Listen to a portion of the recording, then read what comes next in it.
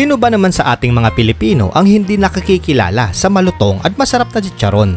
Mula sa malalaking supermarket hanggang sa malilit na sari-sari store at maging sa mga street vendor ay makabibili ka nito. Sikat ang chicharon bilang pulutan at kung minsan gamit rin bilang rekado sa ilang mga lutuin. Isang klase ng pagkaing mahal nating mga Pilipino. Walang iba kundi ang chicharon. Kung ang pagkain ito lang naman ang pag-uusapan, dito kilala at nangunguna ang R. Lapid's Chicharon and Barbecue na itinayo ni Ginoong Ray Lapid na isa sa pinakamalaki at kilalang kumpanya na ang pangunahing produkto ay ang paborito nating mga Pinoy na chicharon. Kaya naman mga katanong ay pag-usapan naman natin ngayon ang R. Lapid's Chicharon. Paano nga ba ito nagsimula? Ano nga bang nagtulak kay Ginoong Lapid para pasukin ang negosyo sa pagbebenta ng chicharon? Anong aral ang mapupulot natin kay Ginoong Lapid upang higit na magpursige sa buhay? Kumusta na nga bang R. Lapid's Chicharon and Barbecue sa ngayon at bakit patuloy pa rin itong namamayagpag sa loob ng humigit kumulang na 50 taon?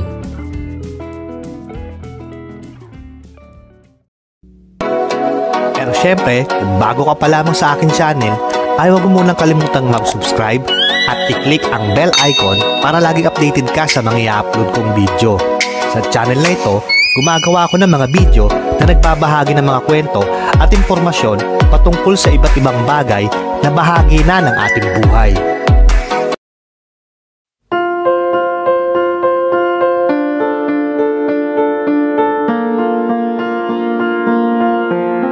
Minsan sa buhay ng tao, ang mga bagay na inaasam mo ay ang mga bagay na hindi mapapasa iyo.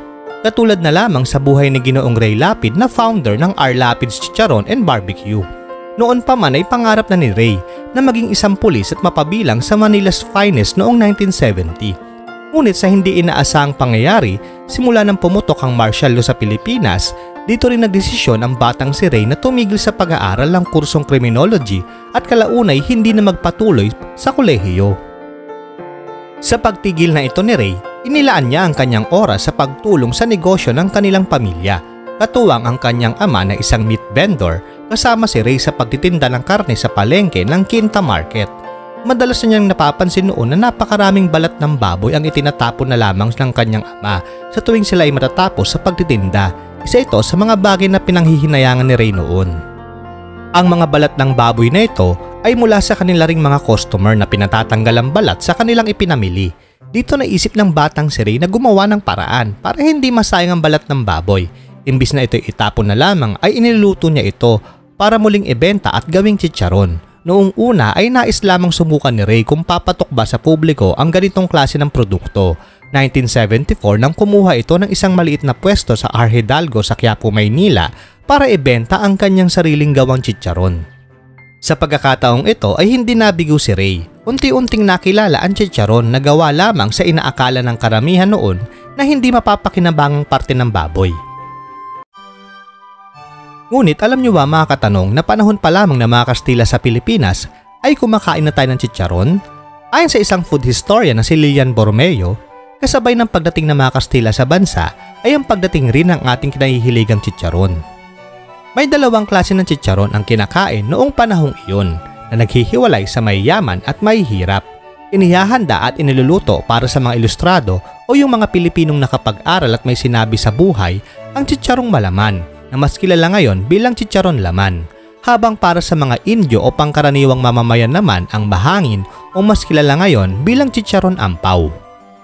Dahil sa hilig natin sa pagkain ng putahing ito, ay taon-taon tuwing ika-10 ng Pebrero ay ipinagdiriwang sa Santa Maria, Bulacan ang Chicharon Festival.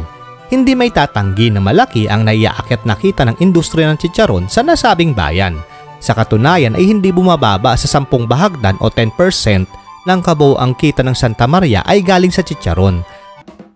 Kasabay ng paglago ng maliit nitong tindahan, regular na nangongolekta si Ray ng labis na balat ng baboy mula sa iba pang nagtitinda upang magamit sa kanyang lumalagong chicharon business. Makalipas lamang ang ilang buwan, nagdagdag pa ito ng iba pang bagong produkto. Ang sarili nitong recipe na pork at chicken barbecue ang mas lalong nagpasikat sa tindahan na siyang binabalik-balikan ng mga parokyano nito.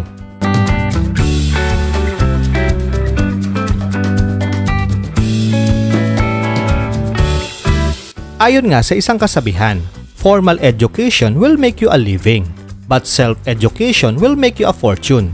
Ang kukulangan sa formal na edukasyon ay hindi naging hadlang kay Ray upang magtagumpay sa negosyo. Ang mga naunang kabiguan niya sa buhay ang nagtulak sa kanya upang maging matibay at matatag sa hinaharap. At katulad ng pangkaraniwang negosyante, nakaranas rin si Ray ng pagkabigo. Mid-70s nang magtungo ito sa Estados Unidos at iwan ang kanyang negosyo sa pamamahala ng kanyang asawa sa pag-aakalang magtatagumpay rin ito sa ibang bansa, kabaligtaran sa kanyang inaasahan. Hindi naging maganda ang daloy ng negosyong itinayo ni Ray kasama ng kanyang business partner sa California.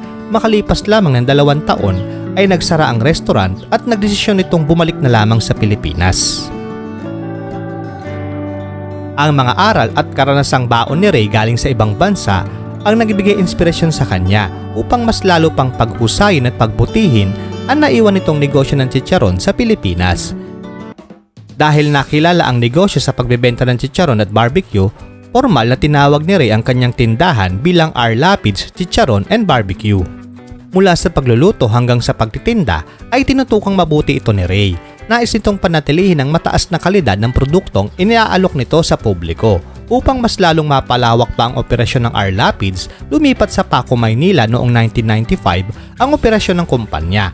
Kasabay nito ay ang makabagong paraan ng pagluluto ng chicharon, naaakma sa nagbabagong panlasa ng publiko. Taong 1996, isinilang ang slogan nito na laging bagong luto. Sinisigurado ng R. Lapid's na patuloy itong maghahatid ng masarap at bagong produkto sa pinakamataas na kalidad.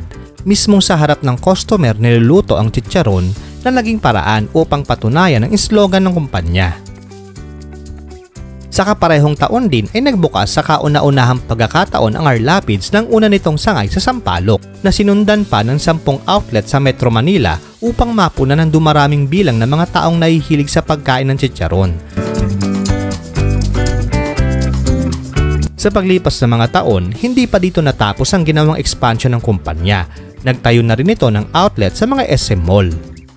Naitala sa kauna-unahang pagkakataon ang outlet nito sa labas ng Metro Manila noong 1999 sa Calamba, Laguna, na sinundan pa ng Pampanga, Baguio, Tagaytay, Batangas at maging sa Queen City of the South na Cebu noong namang 2007.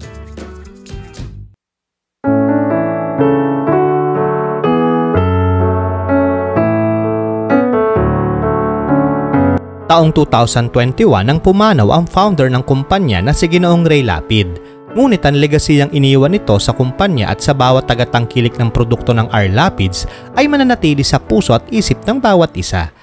Makalipas ang 50 taon simula nang maitayo ang kauna-unahang outlet ng R. Lapid's Chicharon and Barbecue, hindi maitatanggi na isa pa rin ito sa nangunguna at kinikilalang brand pagdating sa produktong chicharon at barbecue dito sa ating bansa.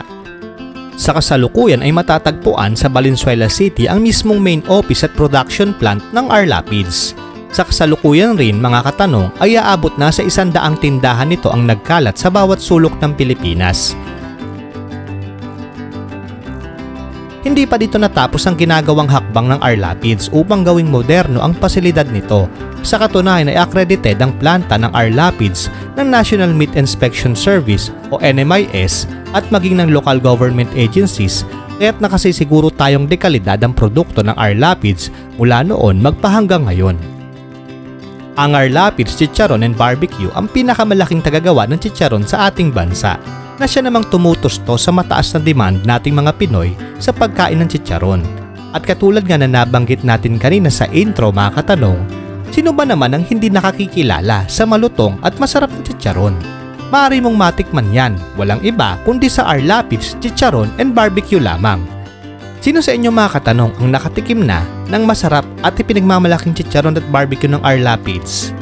Ilagay mo lamang ang iyong sagot sa ating comment section at iisa-isahin natin niyang babasahin.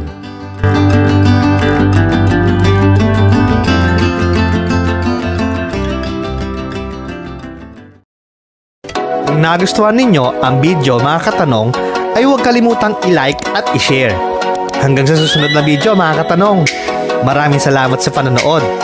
Tandaan natin, kung may tanong, alamin ang sagot upang sa kaalaman nito humantong.